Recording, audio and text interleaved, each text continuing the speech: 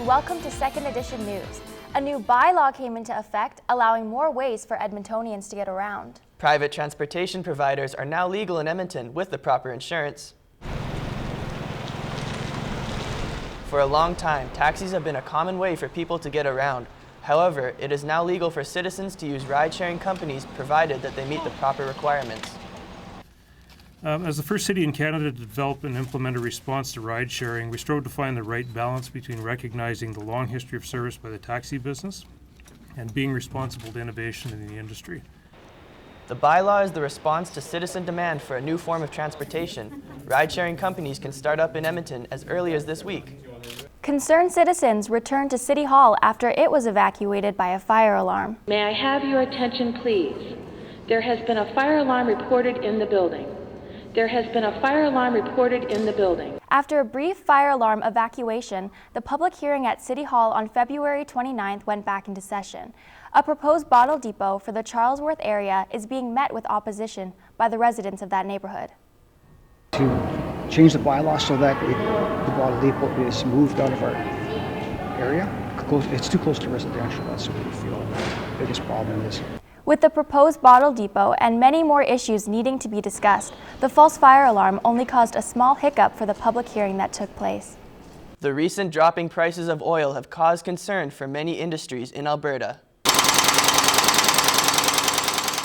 NAIT's heavy equipment program finds the oil prices to be a main concern because of their reliance on the oil industry. Many students are hoping that they will still be able to find a job out of post-secondary. Heavy equipment instructor Perry Stuparik thinks job security is a main issue for his students. Right now there's a lot of concern due to the slowdown. Many students have lost jobs because of cutbacks and that kind of thing. In the future, there's a kind of an uneasiness or an unrest where they don't quite know if the work's going to come back. So they don't know if there'll be jobs to go back to, even a little bit. Students are hoping for a turnaround in the economy to help secure future jobs. Students at NAIT took part in Pink Shirt Day last Wednesday. The event was held to promote the end of bullying by wearing a pink shirt. The event took place in the South Lobby where students showed their support to end bullying on campus. By wearing a CKNW official pink shirt, button, or pin, students helped show their support. The event was used to raise awareness on the issue and to let students know that NAIT is a safe environment for them. The Pink Shirt Day was an indicator of the culture here at NAIT, that bullying isn't accepted, and the fact that we promote those who don't bully. We promote those that stand up for those who aren't able to stand up for themselves, along with making sure that people are aware that we have resources to help them on campus. For more information on how you can help put an end to bullying, visit pinkshirtday.ca. NAIT radio and television students are taking hands-on learning to the streets this weekend. These students are visiting the inner city to get a clear understanding of poverty issues in Edmonton. Our Angie Mellon reports. Students from NAIT's radio and television program are visiting the Mustard Seed Church for a field trip designed for them to learn how to create a news story while being taken outside of their comfort zones. I think it'll be good to get involved with the community, get to know people that we've never met before, and it'll be like a really rewarding experience, I think. While NAIT has always been a hands-on school, this time the learning will be taken to the Mustard Seed Church where students will get to interact with the clients. I just wanted to find out why people who are at the Mustard Seed got there and what events in their life took them there. And I want to be there to help people out and be there to support them and just hear their story because I know that can be really helpful. During the day, the Mustard Seed will be doing a walk on the streets with the students to show them what life is really like on the streets. In the evening, students will be serving a snack of popcorn and floats to the clients of the Mustard Seed. NAIT is partnering with community groups to help students understand the poverty issue in our city. We can keep partnering with the community members and keep developing new and unique learning experiences. During their visit to the Mustard Seed, the students will be staying outside all day without food and limiting the use of cell phones, which will challenge students to be resourceful. Angie Mellon, Second Edition. February is Heart and Stroke Month, and many Albertans are doing their part to raise money for the foundation. With over 130,000 volunteers, the foundation does its part to help spread awareness of its cause. Canvasser Terry Stelmack takes time every February to let others know how their donations can help.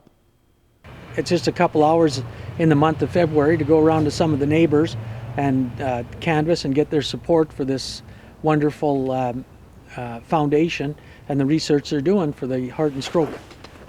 This year, Alberta has collected $30 million in research and hopes to keep spreading information about the foundation.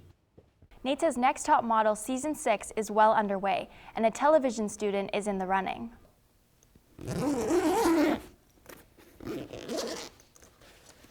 Angie Mellon is currently in the running for being NATE's Next Top Model. She's in the television program with the dream of becoming a sports broadcaster. With a very busy second semester, she is thankful for all the support she receives from her peers in the television program. Well, I'm really lucky. My classmates are all very supportive. I know a lot of them have been voting for me, and our secretary sent out an email so that all semesters would vote for me.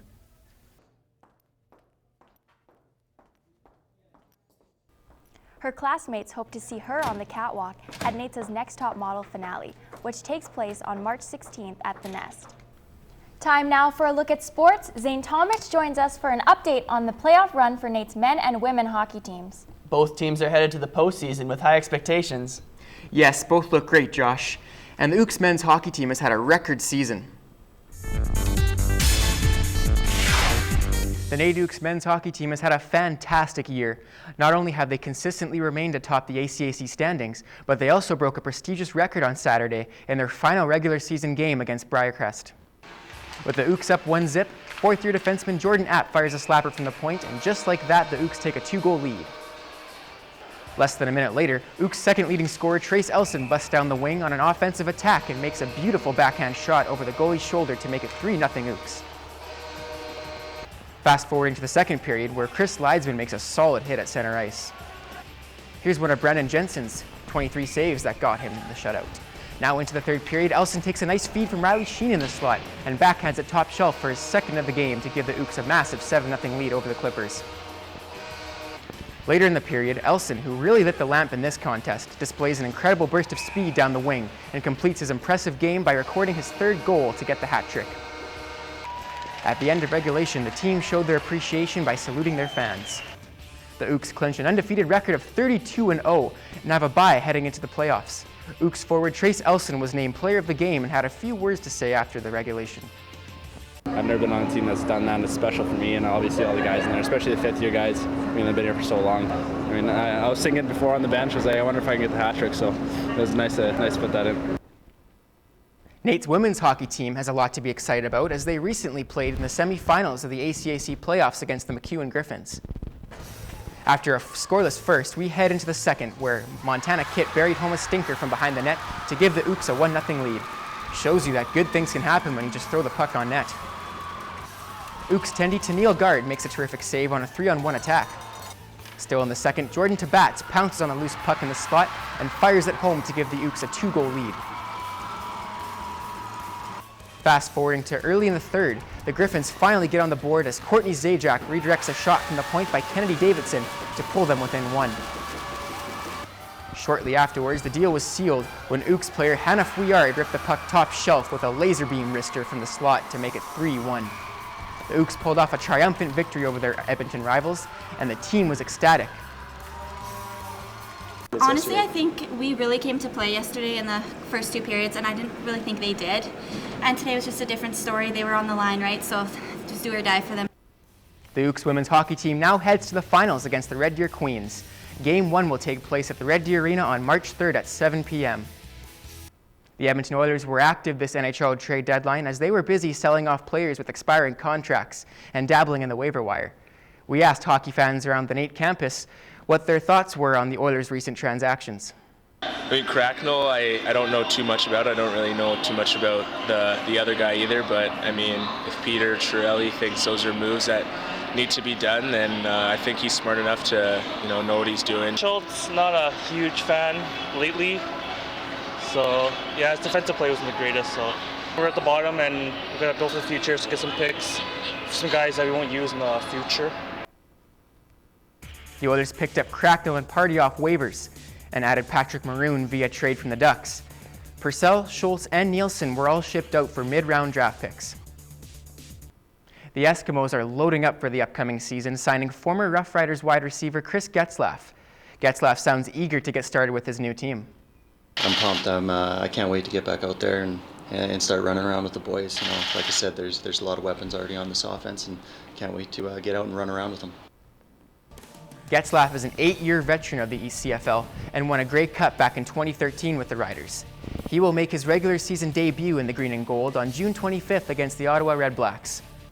That's a look at the sports wrap-up this week. Thanks, Zane. We'll be keeping a close eye on how the NAIT hockey teams do. That's our show for this week. Thanks for watching.